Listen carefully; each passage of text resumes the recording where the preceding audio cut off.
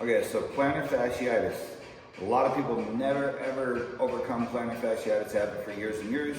I got over it in about a year by sticking very strictly to a couple rules. First rule, your feet do not touch the ground without being in your shoes with your special insoles. Do that for at least 6 months. I have a link to the insoles. They're called Power Step insoles. They're available on Amazon, and you can buy them with an HSA card if you have that. So I got Power Step insoles, but anything with arch support, and that means if you get up at 2 in the morning to go to the bathroom, your feet are in your shoes on the way to the bathroom. They're never flat, they're never on the floor without those supports. And then second is the stretching. So you're gonna end up stretching it and tearing it a little bit throughout the day. So you wanna do the stretching in a controlled manner first thing in the morning. So those two things, and I haven't noticed plantar fasciitis in over a year at least now. So I'll show you the stretching routine. Remember, everything is connected.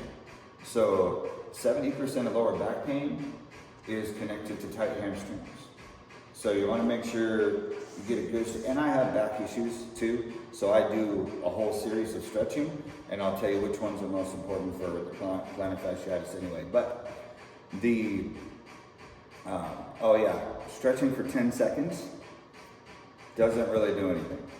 So especially with cold muscles, first thing in the morning, you haven't jogged, warmed up or anything. So you hold each stretch for an entire minute. And so I use an interval timer. I hit go on this interval timer, it times for a minute. And it's like a running laps interval timer, but same thing. It goes for a minute, and then I switch stretches. It has an alarm after every minute for the whole time.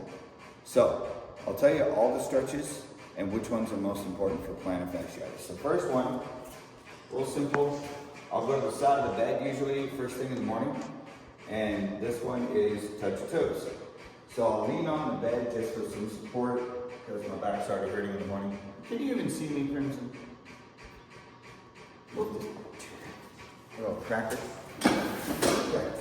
So touch your toes, and I'll usually do it this way in the morning. Okay. And then this is the most important one for the plantars. You're gonna point your toes. You're gonna go back like you're stretching your calves, but you're gonna point your toes in. So see my feet? So you're gonna do this and you're gonna get a good stretch, and that's stretching the outside of those ankles. So that's another minute there. And then I do a squatting stretch here, and you kind of lean forward a little bit. This should give a little bit of stretch to the inside of your foot.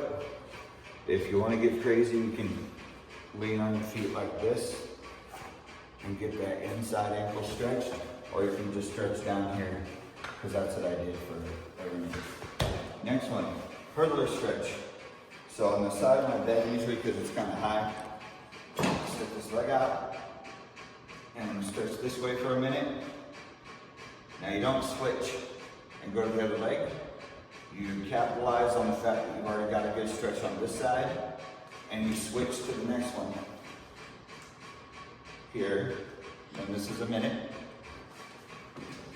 And then here, a minute.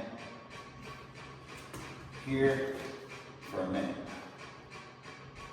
Now, when I first did it, I ended there.